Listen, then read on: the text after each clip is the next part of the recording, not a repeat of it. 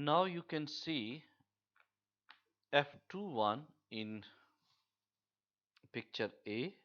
F12 and F21, they are opposite to each other. If we find F21, so F21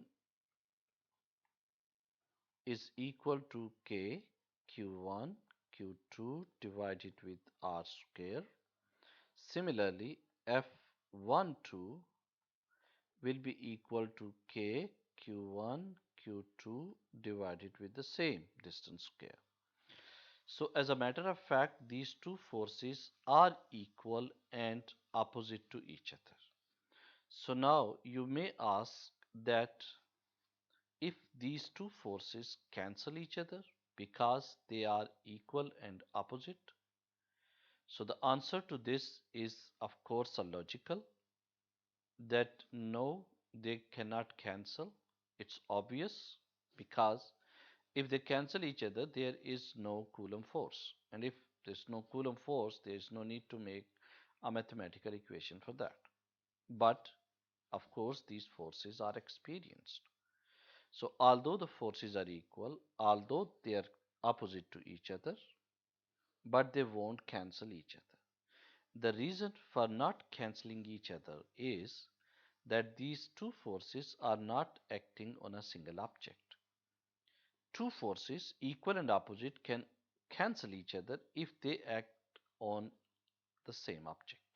So one force act on one charge and the other force act on the other charge. So no, they don't cancel each other.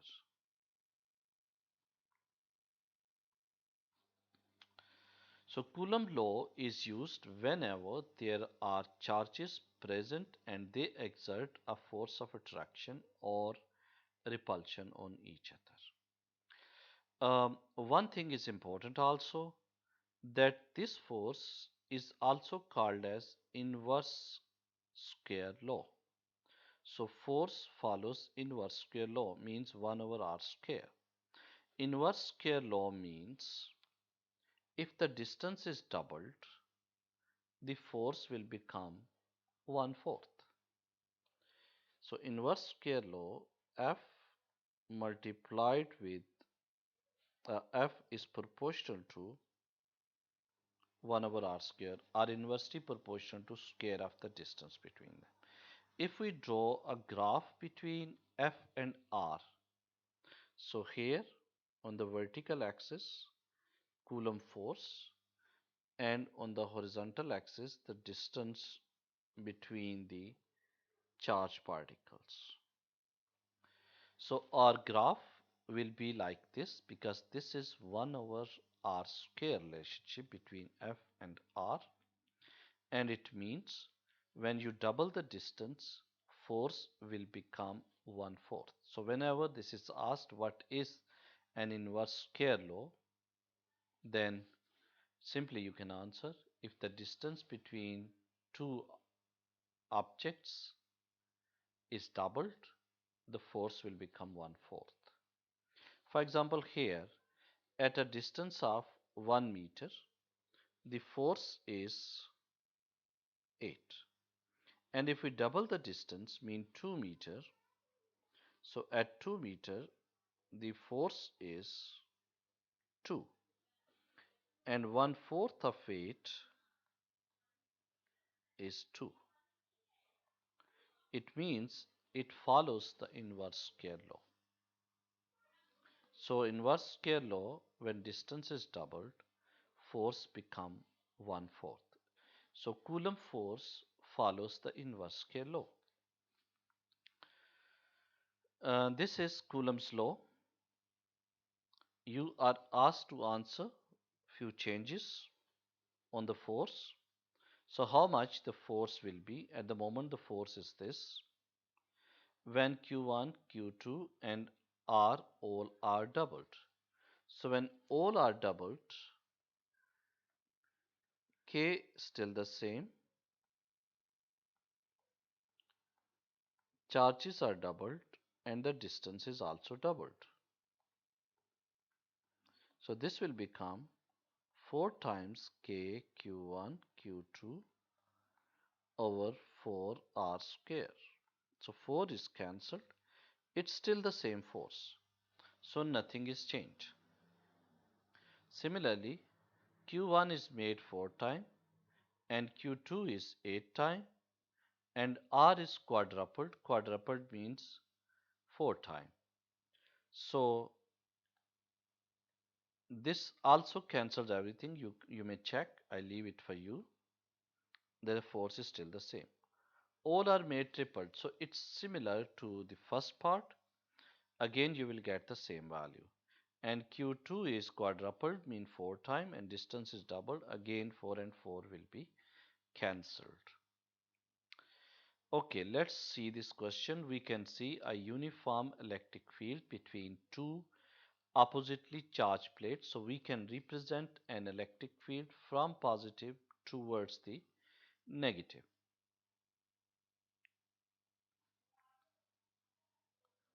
A negative charge has been placed inside the electric field. You are asked to draw a vector representing the electric force acting on the electron. This is negative charge is electron due to the electric field. So as I said earlier in the first video that electric force experienced by the negative charge is opposite to the direction of the field. So there is an electric force. Draw a vector representing another force acting on the electron. Electron has a mass also, and inside the gravitational field it experiences the gravitational force also. So there is another force, that is gravitational force, acting on it, and this is vertically downward. So this is electric force and there is a gravitation force which is equal to the weight. If these two forces are equal and opposite, they may cancel each other. So this is asked how much electric field strength is required to suspend the electron in the electric field. So suspension of electron in the electric field is possible when these two forces are equal to each other. So gravitation force is equal to the electric force and the electric force is QE. The gravitation force is mg. So E will be equal to mg over q. Because this is an electron, so q is 1.6 into 10 power minus 19. No, sorry, it's the mass first. So 9.11 into 10 power minus 31 multiplied with 9.81 divided with the charge of electron 1.6 into 10 power minus 19. So this is the value of the electric field that is required to suspend an electron inside an electric field.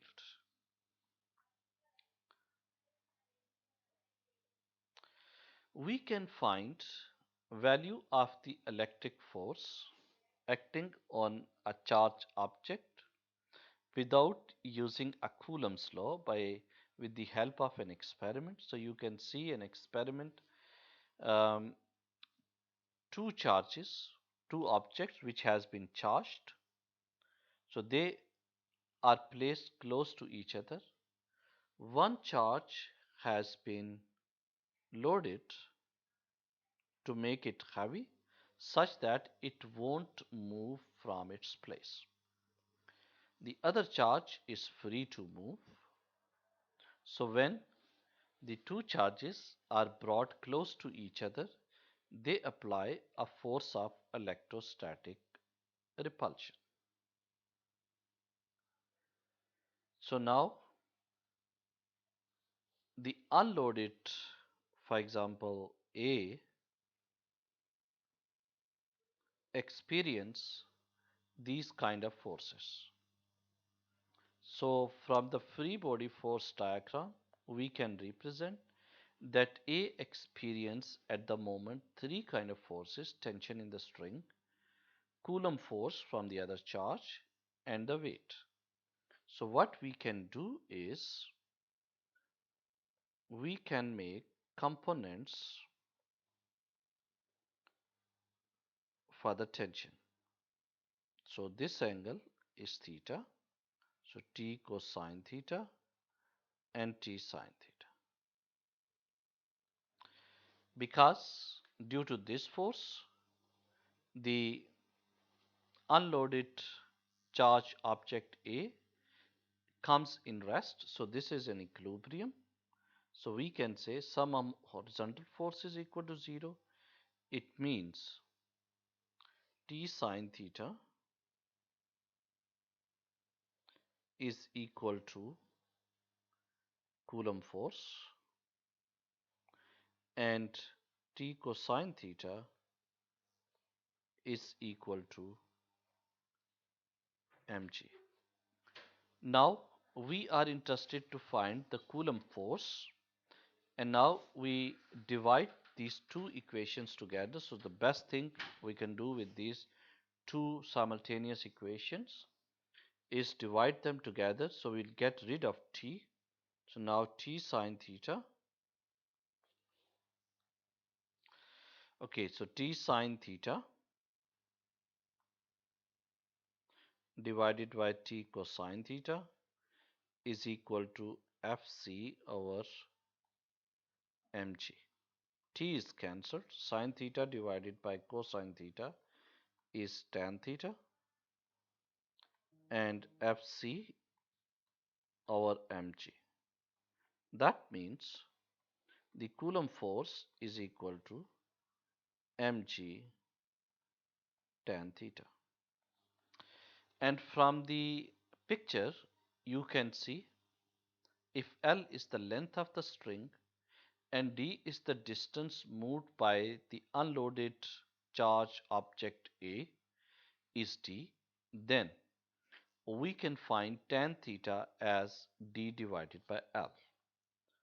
So tan theta is D divided with L.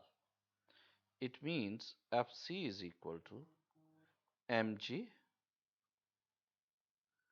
D divided with L.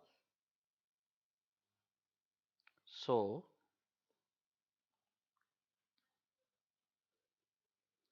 experimentally, we only find how much is the distance moved by the unloaded object, and that could be found with the help of, you can see there is a ruler that is placed behind the objects. M you can find before doing the experiment, L you can find before doing the experiment, G is constant, hence experimentally only finding D will enable us to find what is the Coulomb force.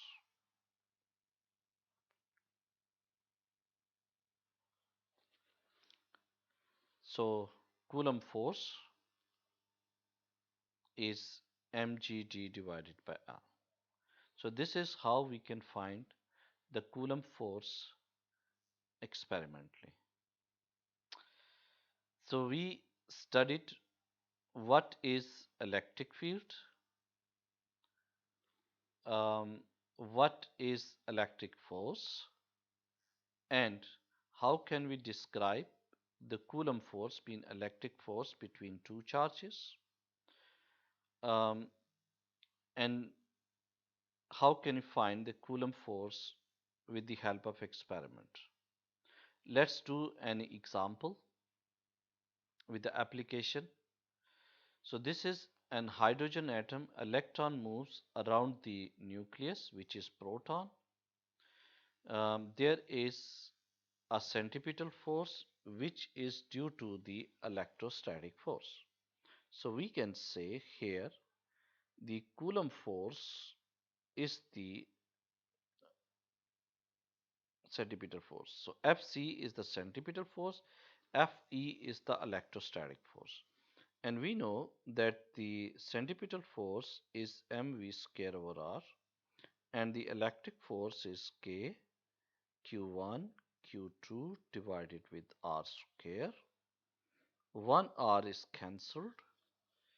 You are asked to find magnitude of the electric force on the electron of hydrogen atom exerted by the single proton. So we don't need to do actually anything. So the electric force is, maybe in the next question we are supposed to do that. So here the only thing is to put the relevant things. 1.6 into 10 power minus 19, 1.6 into 10 power minus 19 divided by the distance. It is provided the distance is 0.53 into 10 power minus 10 meter. Notice that I did not put a negative sign with the charge of an electron because this law tells us that the magnitude of the force is proportional to the magnitude of the charges. So we don't need to bother about the negative sign with the charges. So I leave for you to calculate the force in Newton. Similarly, here you are asked to find what is the speed of the electron in the hydrogen atom. So here we are supposed to do, because when it moves in the circle, the centripetal force is actually provided by the electric force, and this is mv square over r, which is equal to k q1 q2 divided with r square. 1 r is cancelled, so v squared is equal to k q1 q2 divided with m multiplied with r. So all the things are known to us. 9 into 10 power 9 multiplied with 1.6 into 10 power minus 19 multiplied with the same number, so I write square because charge of electron and charge of proton both are same. Mass of, because this is the force acting on the electron, so we take the mass of electron, not the mass of proton. So mass of electron is 9.1 into 10 power minus 31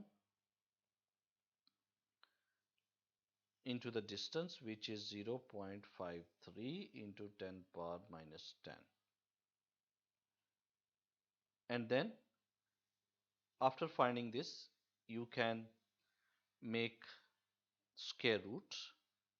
So you will find what is V, and the answer is approximately 2 into 10 power 6 meter per second.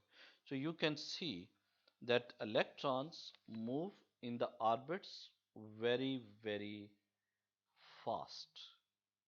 So I stop here, and then we will continue on the other practice questions related to the electric force, and further we will discuss the electric field due to a single charge also. Bye bye.